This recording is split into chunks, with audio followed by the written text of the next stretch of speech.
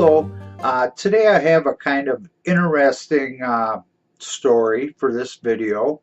It's not actually a treasure story, although it kind of tells a good place to find some gold. Uh, in our Yellowstone Country book, the high-grade cache Jardine story has an interesting article that was an interview with actually James Stewart, Granville's brother, and the article is dated 1894. And at that time, James Stewart was the assayer for the Bear Gulch Mining District, which would include the important mines around Jardine and Crevice. And anyway, this company, based out of Jardine, they had some important people come in from the east every now and then. And one day, James Stewart got told, yeah, we got this important guy, and we'd like you to take him fishing. They wanted to favorably impress this guy so he would invest money into the mine. And so James Stewart decided he's going to take this guy fishing, and they were going to go down Crevice Creek, and where that joins the river inside of Yellowstone National Park, there was a place called Knowles Falls where the water dropped 10 or 12 feet. But in order, this guy from the east didn't have a fishing license. And so that was the hitch, because you had to go way into the park to apply for the fishing license to be legal. And so James Stewart told him to say remember, your name is so-and-so.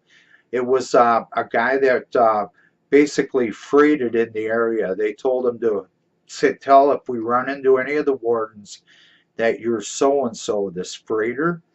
And so it's kind of a funny little, because we're Montana, hunting, fishing's big, but here's James Stewart taking someone out illegally to fish. And so it's kind of a unique story, and we included it in. And so they were going down to this place called Knowles Falls, to do this fishing. And they were traveling along Crevice Creek from the mining,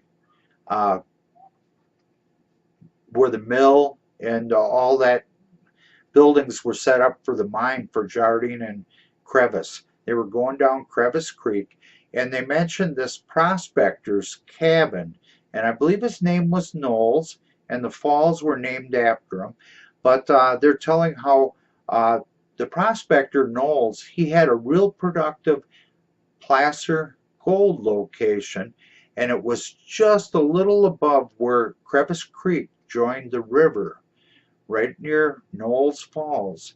But at some point, the national park moved its boundary 2 miles further north, absorbing 2 miles of Montana. And so it made this gold placer location off limits, because that placed it within the Yellowstone National Park. So it was kind of interesting to find out here was a great little spot for getting gold, but now it's off limits. But anyway, they continued on. They did some fishing. They almost stepped on a rattlesnake. That's in the story. And actually, I believe this is the one where the rattlesnake had double sets of fangs, which apparently James Stewart said he'd never seen that before. And anyway, they stayed the night at the cabin. That was their plans, at Knowles' cabin. But when they got there, there was someone else already there. And here it's the game warden for this section of Yellowstone Park. And so the newcomer from the east, he had to say his name was so-and-so. And after they shared their fish and everything that night, and the next morning they're leaving, this game warden said, say, I thought so-and-so was kind of heavier set, and all this. So apparently the game warden knew all along that this man was not who he pretended to be. being the freighter, he wasn't. So it's kind of a unique story that James Stewart kind of bent the rules for his job to entertain a wealthy and potential investor from the East for the mine. And so it's got a little bit of everything. It's got a little bit of illegal activity, gold placer location, great trout fishing, early Yellowstone.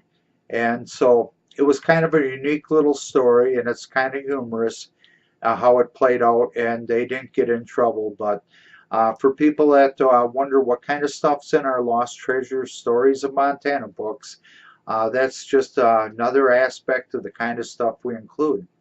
So until next time, have a good day.